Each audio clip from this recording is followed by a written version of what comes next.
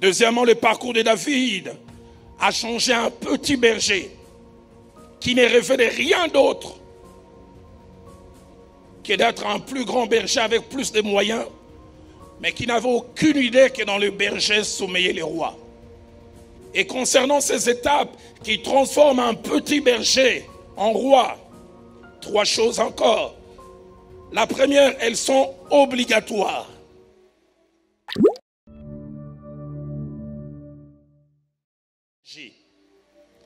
Le parcours de David a transformé un jeune homme anonyme en un grand roi qui est entré au centre de l'histoire d'Israël et j'irai même plus loin, au centre de l'histoire de l'humanité.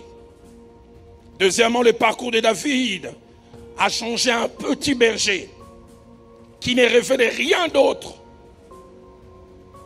que d'être un plus grand berger avec plus de moyens, mais qui n'avait aucune idée que dans le berger sommeillait le roi. Et son parcours a transformé un petit berger au grand roi. Nous ne devenons jamais tout de suite. Nous ne devenons jamais tout de suite. Nous commençons quelque part petit, insignifiant, et nous progressons. Le Dieu de la Bible, c'est le Dieu du processus. Parler du processus, c'est parler d'une suite d'événements ou d'étapes qui sert à transformer. Allez, j'aime prendre cet exemple. Quand on veut fabriquer du jus, au début du processus, on a des fruits que l'on fait passer par quelques machines qui les concassent. Et puis finalement, une autre machine qui enlève le pépin. Et puis une autre machine qui place des conservatifs. Et puis finalement, c'est placé dans des bocals ou des choses qui peuvent nous aider à consommer. Et le plus étonnant, c'est que le début du processus et la fin font qu'une chose ne garde pas la même forme. C'est le temps qui transforme la chenille en papillon.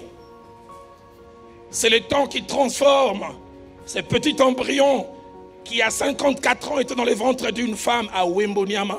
Soit dit en passant, moi je suis Mououta, je suis né au village. Qui transforme en l'homme que vous voyez. Et pour prendre un berger et en faire un roi, Dieu est passé par 3 étapes. Et concernant ces étapes qui transforment un petit berger en roi, 3 choses encore. La première, elles sont obligatoires. La deuxième, leur ordre n'est pas interchangeable. Il faut suivre cet ordre. Troisièmement, émotionnellement, nous n'aimons pas toutes ces étapes. Il y a des étapes que nous aimons plus que d'autres. Et la première étape dans la transformation d'un berger en roi, c'est l'étape de la révélation.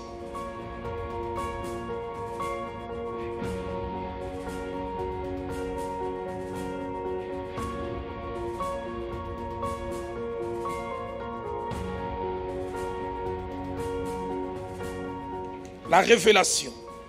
Quand vient la révélation, Dieu nous rend capables de savoir qui nous sommes, à quoi nous sommes appelés, ce que nous sommes appelés à devenir.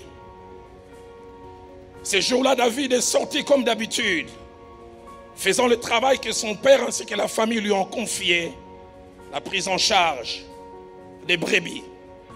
Mais il ne savait pas que c'était le jour de la révélation. Alors qu'il était en train de garder les troupeaux de son père, il voit en catastrophe des gens qu'il n'attendait pas venir les prendre et dire: ton travail aujourd'hui est fini, on te cherche à la maison. Mais qu'est-ce qu'il y a? Je n'ai pas encore fini, il est peut-être encore 14 heures, je quitte habituellement. Non, il faut partir. Mais qu'est-ce qu'il y a? J'aimerais dire à quelqu'un: le jour où Dieu va te visiter, le ciel ne sera pas rouge. Il y a des bénédictions que la météo n'annonce pas. Révélation. Le jeune berger, désormais, il sait: je ne finirai plus berger, je finirai roi. Qui tu es réellement? Qu'est-ce qui sommeille en toi. J'aimerais dire à quelqu'un, tu es plus grand que ce que tes circonstances te disent. Ne te laisse pas définir par les présents. Il y a quelque chose en toi que Dieu et Dieu seul voit. Chaque fois que la révélation s'invite dans notre vie, 3 choses se passent. La première, nous savons désormais qui nous sommes.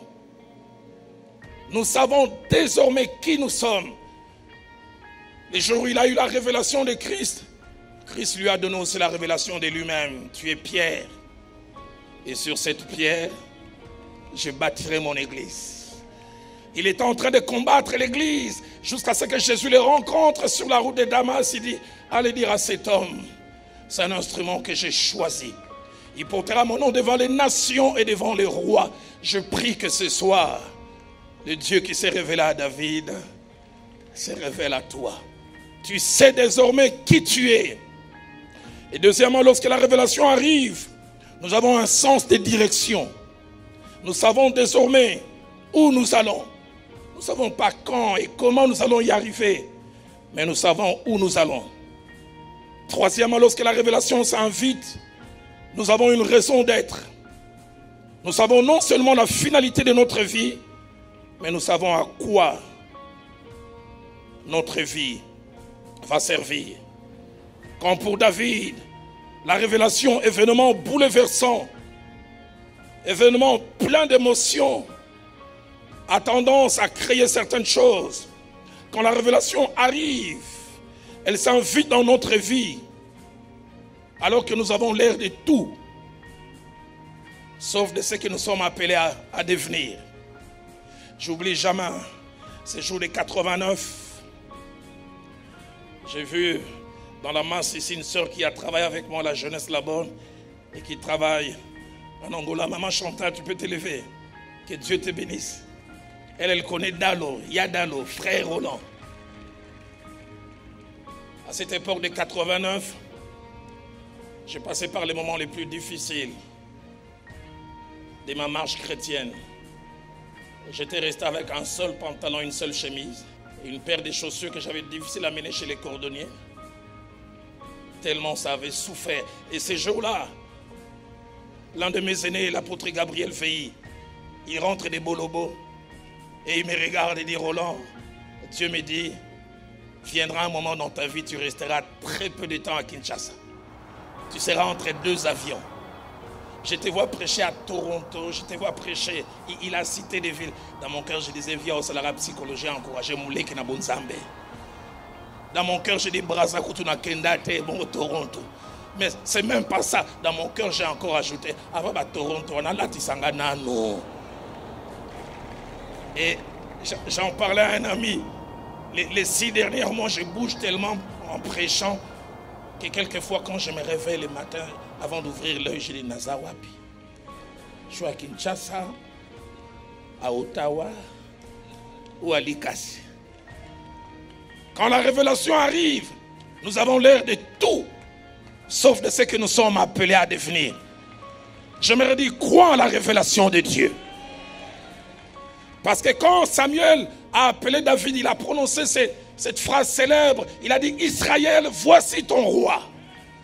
David a dit, roi, moi. Deuxièmement, lorsque la révélation s'invite, elle nous arrive souvent de manière inattendue. Elle nous prend des cours. Elle nous surprend. Troisièmement, la révélation change notre regard sur nous-mêmes. Nous savons désormais où nous sommes et nous savons où nous allons. Quatrièmement, la révélation crée en nous l'espérance. Elle crée des attentes. Nous commençons à avoir des rendez-vous dans le futur. Je ne sais pas quand et comment cela va se faire, mais je sais que cela va finir par arriver. Quel privilège que d'avoir la révélation de son futur. Que c'est merveilleux de savoir où l'on va. C'est pourquoi j'aimerais dire à quelqu'un, quand Dieu prend les risques de te révéler où il t'amène, toi aussi prends les risques de croire qu'il va les faire. Mes dernières caractéristiques attachées à la révélation, quelle que soit l'espérance qu'elle crée dans notre cœur, elle ne peut s'empêcher aussi de créer un questionnement. Les genres de questionnements que Marie a eu dans Luc 1, 34. Comment cela c'est? Il a dit que je deviendrai roi, mais Saül est sur le trône. Saül a kolongwa ndenge. Onga pe na kokoma ndenge. Comment cela se fera-t-il? J'aimerais dire à quelqu'un, laisse Dieu se débrouiller.